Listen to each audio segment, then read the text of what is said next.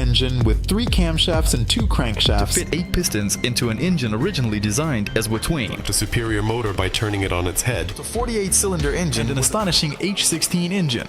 A high-performance turbo diesel, no vibrations thanks to a brilliant motorsport solution. The racing motorcycle using a powerful 2-stroke boat engine. What about a 2-liter single barrel?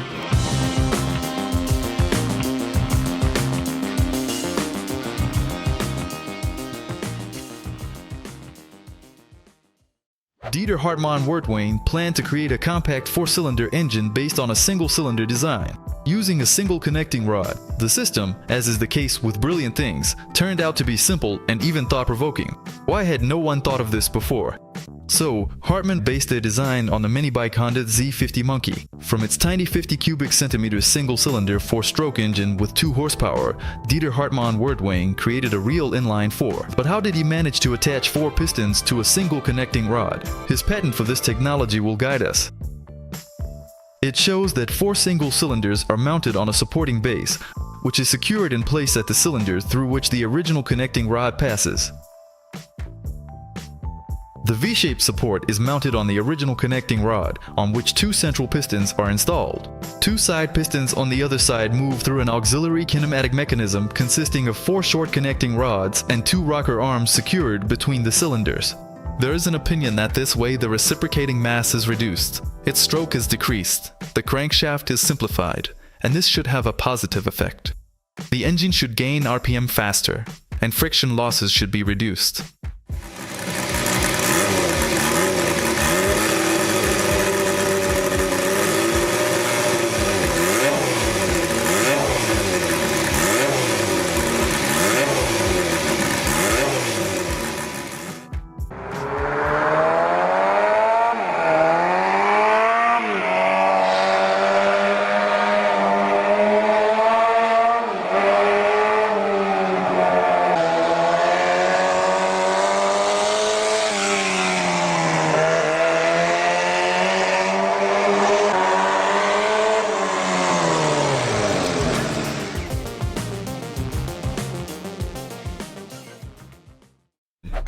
Engineer Rupert Bindel utilized actual racing technologies in his engine, which renders it genuinely groundbreaking. First of all, Bindel used the cylinder head layout patented by Austrian engineer Ludwig Apfelbeck, which was used in BMW racing engines in Formula 2 races in the 60s. With this arrangement, the valves were radially positioned. Secondly, Rupert connected each piston in the engine with 2 connecting rods and 2 crankshafts which rotate in opposite directions. A similar solution could be found in the previously developed by them petrol Suzuki Bimar Super Mona from the eponymous racing series of the 90s. Rupert's 750cc single produced an astonishing 115 horsepower according to Rupert himself, at an excessive 12,000 revolutions per minute for one cylinder. But why does a diesel cruiser need such complex racing technologies?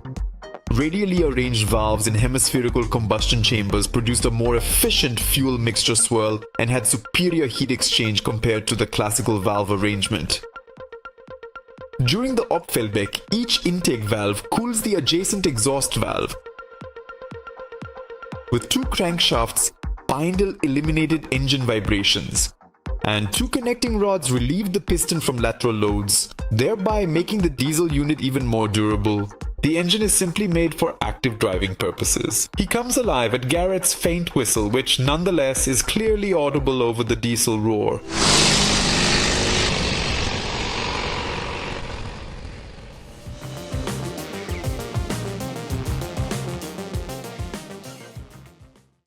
The project started in 2009 and went online in 2010, with photos of a finished engine on a test stand, accompanied by a press release and specifications from Sabatini, which detailed the philosophy and technical data of his new engine, which he named 32 Revisio, 3 cylinders, 2 liters reverse. The crowd was impressed but had a skeptical attitude. Only a few individuals outside the aviation sector were acquainted with inverted engines and questioned their feasibility. Other skeptics claimed that it might work, but it guzzles oil at an unbelievable rate and doesn't offer any advantages over a regular engine. Most individuals questioned the anticipated power and weight attributes, which ultimately proved to be optimistic, if not unbelievable, for an engine that is cooled by air. The criticism disappeared when photos of the complete prototype were shown a few months later. The motorcycle looked menacing, with carbon fiber body elements and a massive engine that dominated the design.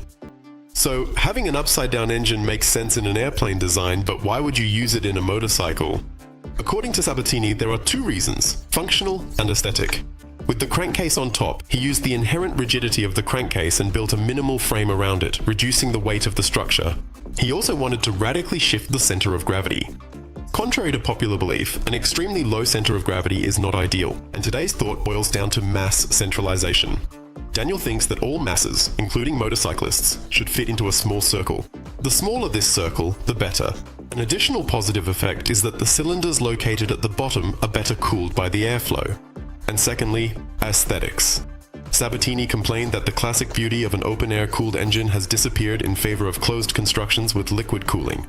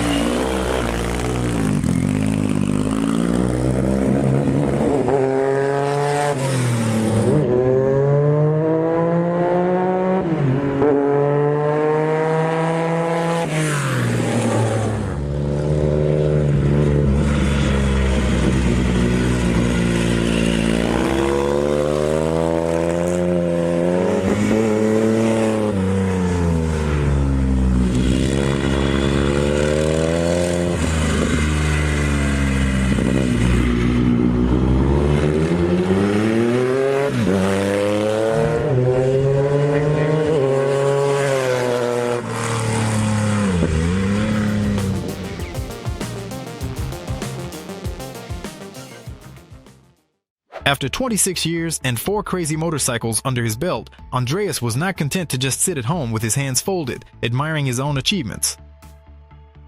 Georgiadis, this person is a genius. He builds true old-school masterpieces that are unlikely to ever appear anywhere else. He is currently developing a unique motorcycle based on the so-called H16 engine. A similar design was used on a one-of-a-kind Lotus 43 car from the British Racing Motors team at the 1966 US Grand Prix. The experimental prototype brought victory to driver Jim Clark and is now considered one of the most unprecedented examples in the history of motorsport. The H16 is currently in an active development phase, and it is still too early to talk about it in detail. The only thing known is that 4 YZF-600 Thundercat engines became the donors for it. The basic engine design consists of 2 engines connected together to form an opposed 8, and then 2 such V8 engines stacked on top of each other are connected to a CBR 1000RR transmission squeezed between the crankshafts. The engine volume is 2,396 cubic centimeters, slipping from the VF1000R, and everything is still created without computers or any software. It's all pure enthusiasm. Just think about it, a 16-cylinder motorcycle. All that's left to do is wait.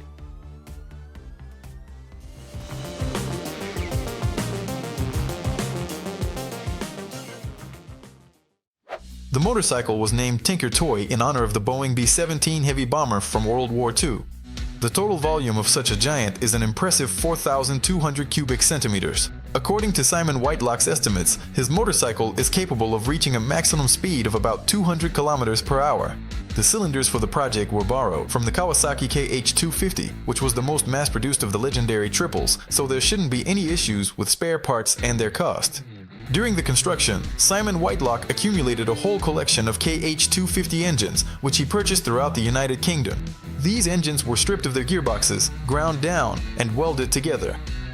The entire exhaust system of the engine is handmade. This is an incredible 24-in-1 scheme, where stainless steel pipes are connected to empty 4-stroke mufflers. Once the basic 8-cylinder engine is assembled and the homemade exhaust manifold is installed, the next step is the engine's intake. He was assembling it from ordinary copper plumbing pipes and securing it by modifying standard parts of the KH250 engine, and this was done 6 times. Jewelry work. Then there was the assembly of all 6 parts into one, measuring the finished engine to create a suitable frame for it. and the compatibility of all this with the transmission from BMW. The engine, by the way, measured 750 millimeters in height and 600 millimeters in width. After assembling everything into a single structure, a gear mechanism was designed and created using a wooden model, connecting 6 engines and transmitting power to the transmission. September 2002, test runs to check the auxiliary engine. A Honda Melody motor was temporarily installed in the frame as a starter, which ultimately could not properly crank the 48 cylinders to simply pump enough fuel and air through the large carburetors. Later, this was handled by an engine from the Honda lead, but ultimately a 125 cubic centimeters two-stroke engine from the Italian Piaggio was installed on the motorcycle. Yes, in fact, the motorcycle is even 49 cylinders.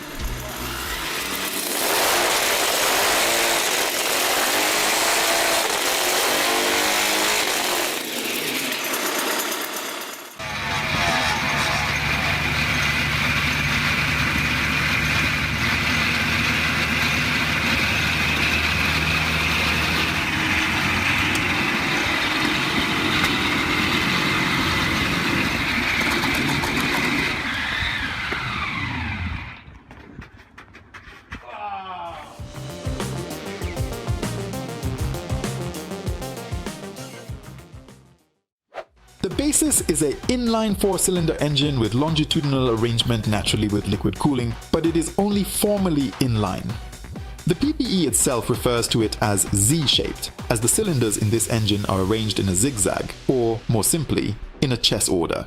To begin with, Michael's engine has 3 camshafts because the throttle intake passes between them in an unusual way, which makes the cylinder head slightly wider, similar to VR6. But it is not 4 camshafts like on V-Shape 60, 90-degree 4s, which is a direct weight saving and a very simple solution.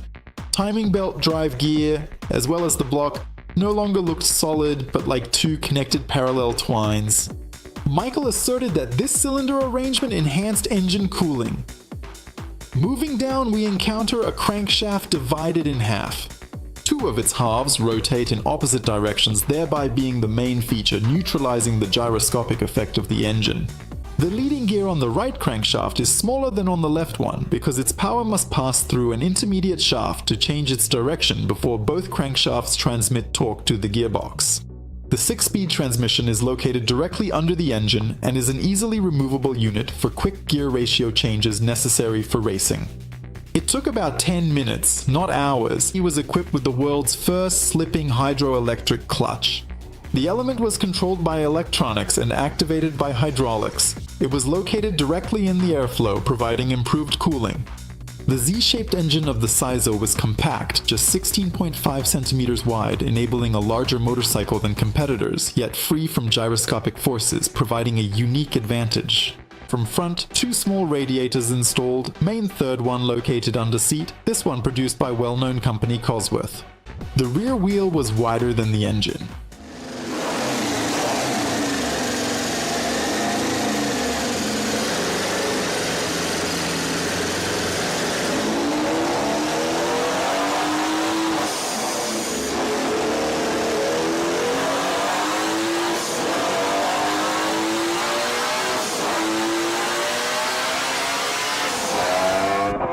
Giving it the beans. How's it work? It's very windy here. Excuse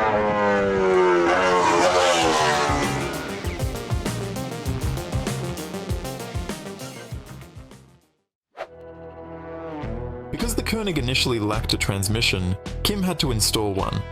This connected it to the clutches of a 6-speed Norton gearbox in order to ensure proper functioning of the vehicle. To create space for the box, we needed to raise the lengthy engine slightly from the rear, resulting in a unique and unconventional look. Another issue was cooling, because similar to most outboard motors, Konig cools using water in which it is directly positioned. This engine simply wasn't designed for use in other conditions. Through some tinkering, we've come up with a kick-ass radiator and a one-of-a-kind crankcase cooling system. About the quirks of a 2-stroke engine, power decreases when the crankcase overheats. Problem cleverly solved, with a tubular magnesium tray with its own water cooling. This skid plate obstructed placing the exhaust underneath, so the cylinders were flipped and the exhaust was directed upwards, next to the intake. This led to a problem with packaging, as the carburetors took up space between the exhaust manifolds. The fully vertical intake holes with downward draft also caused problems. Since most motorcycle carburetors had side draft, This required the use of the American Tillotson diaphragm, designed for multi-position use. This was utilized on Harley-Davidsons and snowmobiles, but not in road racing, which indicated restricted tuning potential in comparison to carburetors of other models.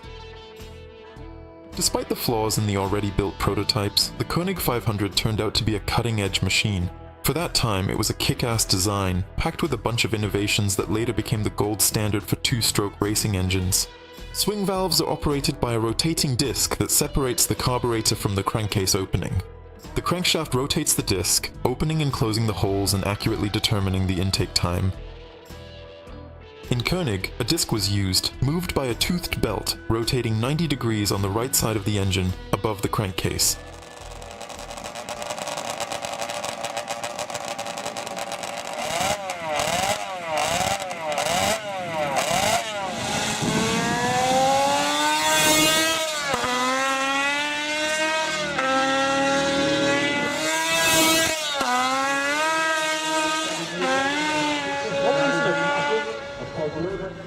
The expansion chamber exhaust is essential for properly tuning a two-stroke engine, and Konig was one of the pioneering motorcycles to use massive chambers, which later became a common and widely adopted feature on two-stroke motorcycles in the industry.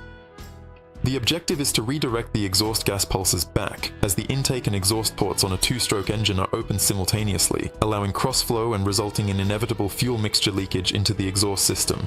The ideal two-stroke mixture occurs when the chamber is filled completely, without turbulence or any unburned mixture leaking through the exhaust ports. Expansion chambers reflect the pulses of the exhaust gas flow back to push the fuel mixture back into the cylinder, thereby increasing pressure. Increased efficiency leads to greater power. In 1969, when the initial prototype was constructed, it was producing 68 horsepower and boasted a number of impressive specifications. Despite its sturdy construction, the engine turned out to be fragile after being adapted for use on a motorcycle. Konig earned a reputation as a fast motorcycle when it didn't blow up and didn't eat gears. To make Konig competitive, substantial enhancements, testing, and adjustments were necessary, which Kim literally carried out spontaneously. In 1970, the power was increased to 75 horsepower, which was a serious feat for a motorcycle weighing just over 113 kilograms. Later versions had a power of about 90 horsepower.